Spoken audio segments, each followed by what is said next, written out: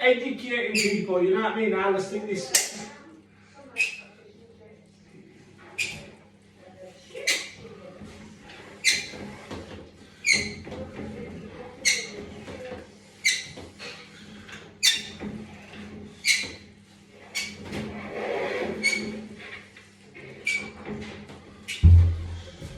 Nice, nice.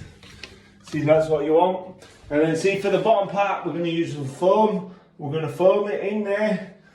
And the bottom, we will be using a foam adhesive. Now, this is different to normal foam. It is a foam adhesive.